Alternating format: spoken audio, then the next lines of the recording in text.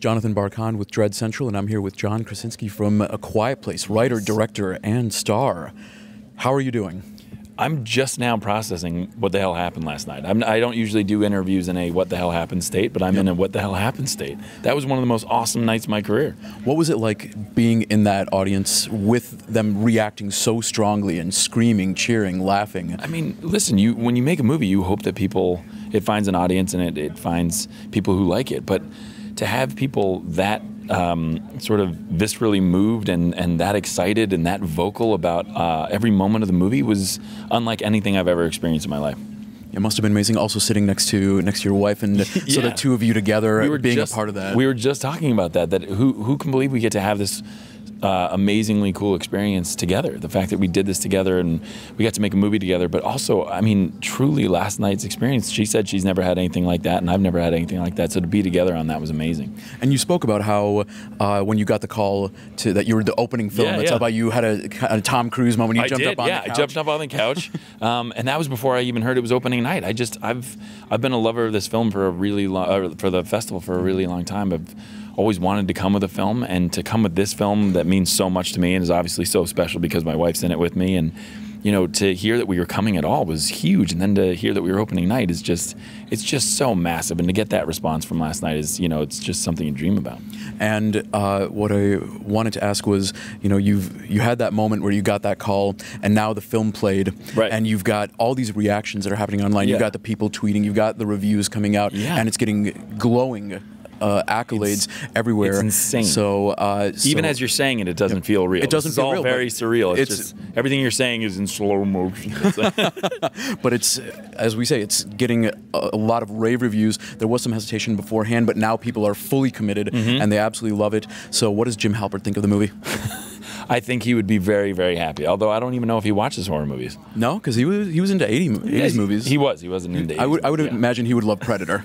He would love Predator. Okay, he'd have to love Predator. Yeah, he'd have to love it. So he probably loves this. Probably loves this. Yeah. So I'll give him a call. You'll give him a call. Yeah. All right. So you say that you've loved South by and that you've always wanted to have a film here. So have you been coming to South by at all? Like, did you? I haven't. I've been a bit. I love Austin. I've been to Austin many times, and a dear friend of mine used to be one of the head folks at South by, and so she's always been telling me to come down with a movie, and I've wanted to come for a long time. And obviously the movies that come out of here, last year's Baby Driver is one of my favorite movies, period. So to have movies like that acknowledged and to be in the list of movies like that is insane. Now, you say you come to Austin frequently, that you were friends with the South by founder. So when you come here, what is a restaurant that you absolutely have to go to? Well, it's funny because I always try to go to a new restaurant. I always try to search for the best barbecue. I always want to find the best barbecue, and everybody has a different opinion, and that's what I love. So we just went yesterday to a place called Cooper's. And? It's amazing. It is? It's absolutely incredible. It's only like What's the taco place that the amazing tacos? Oh, I haven't heard about that. Torchy's. Torchy's, is that right? There is a Torchy's place, yeah. So I heard those are amazing, so I'm a big taco guy. But as far as barbecue, there's one just outside of town. It's like 20 minutes out. Is it with Salt Lick? No. Is it Smitty's or... I don't know. We'll put it into graphics. Gibbs? Yeah.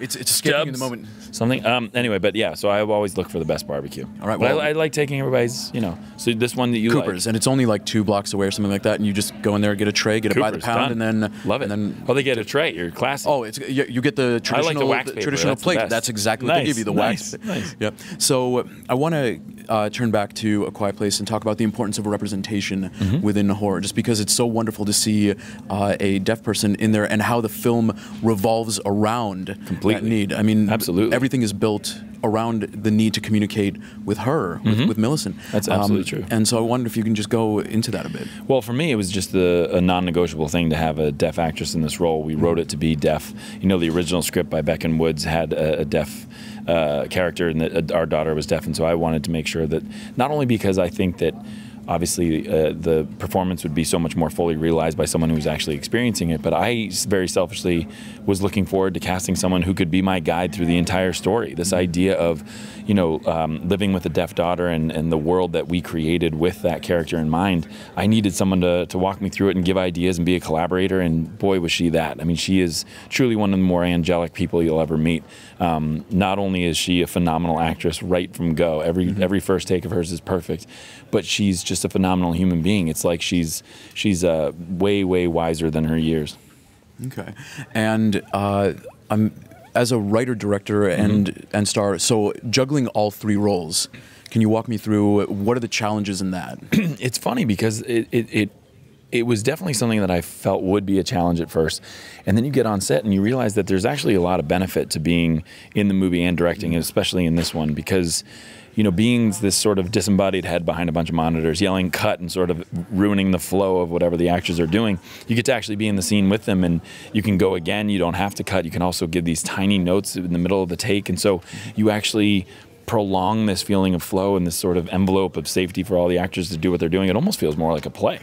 Wonderful. And again, in the Q&A, you had mentioned that when it comes to genre, you're actually kind of scared of horror films. Yeah, I'm new. I'm a new arrival. But it seems like there's this really interesting thing where it used to be that a lot of people got their start in horror and then went on to bigger and better things. You know, George Clooney, Michael Caine, they often started in horror. But now we're seeing that a lot of very renowned stars are moving into the horror world, and we're seeing that the genre fare coming out is very intelligent. We're seeing it's very emotional and character driven. So can you talk about your kind of entrance and your appreciation now that you've done this? Absolutely. I mean, for me, you know, like I said, I was a scaredy cat, so I hadn't seen a lot of horror movies. And then all of a sudden, for my, you know, due diligence and homework for this movie, I had to see everything.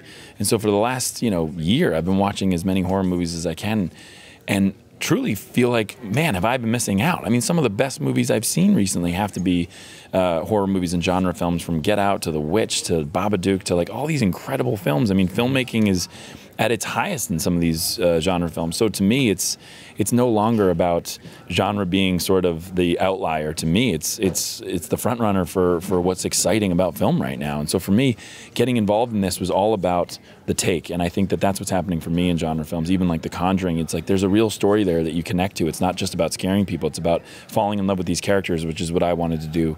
I wanted to make you fall in love with this family so that if you got scared, it was because of their situation more than just you know, a music cue or something like that. So I want to bring up, and this might be blowing a little smoke up your ear for a moment. I'll take it. But earlier we got the chance to speak with Andrew and Brad from Platinum Dunes, and I asked them, you know, in 5 to 10 years, when they look back at the body of their work over Platinum Dunes, where would they put A Quiet Place? And they said it is the best film that we've done. That's insane. So I'm curious, with you now having done this research into horror and having dived into that, if you try to detach yourself, I know it's such a personal film. That is insane. If you try to detach yourself, how do you think this film kind of reflects within the horror world? I mean, I guess the only way to answer that is what I hope people take from it, and I hope people enjoy it, like I said, from a story place that, you know, true horror fans, I think, have such a keen eye to the characters that they fall in love with. You know what I mean? Even the villains, you have to be huge fans of these people, whether it's Jason or Freddy or any of these older, you know, movies that I was watching or not watching as a kid and having to rewatch now.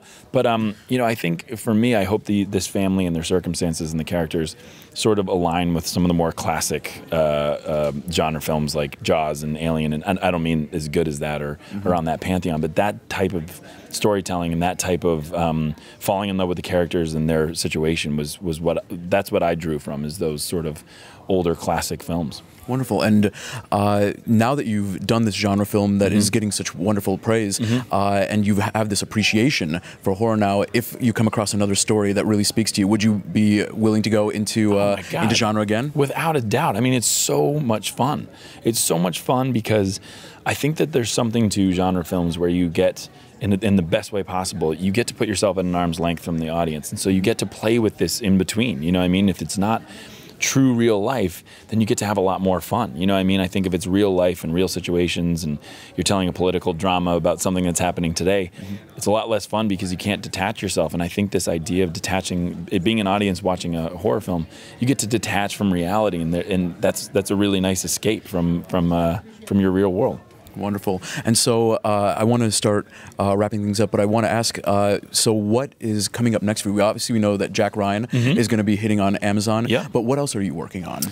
Jack Ryan's going to take me through the end of the year. So we've been working so hard to get this movie done. I mean, we only finished probably 4 or 5 days ago. So it was so intense getting it ready for South by, which we were so excited about, that that going right into Jack Ryan, I mean, after this and the insane response, again, I was not expecting it. So to have people this excited means the world to me. So yeah, I mean, I think if something came my way to direct again, I'd probably make that next. Okay, wonderful. And aside from that, what is you say? So we spoke about barbecue, and I'm going to bring it back to that. Okay. You've said that you always take recommendations. Now recommend me something. What should I get in this area? Oh my God, I Food-wise, don't know anything. I don't know. I'm the one who's just going around town now and being led to the water, and I will drink. I will drink. Yeah. You will drink of the barbecue sauce. Exactly. Yeah. Exactly. All right, John. Thank you so very much. Really appreciate it, guys. Thanks for being so supportive. And real quick, as we promised, we've got a little swag bag. We've got a shirt with the first thing I said was like, look at that logo. That's awesome. And now you've got a shirt of it, and we got a hat, and dude, that is enjoy awesome. yourself. Thank you so much. It's Appreciate our pleasure. it. Thank you. Thanks, everybody. Oh, yes. Why don't you go ahead and just plug the film for us real quick? Oh, plug the film. Just like that. April 6th, A Quiet Place, coming to any theater near you.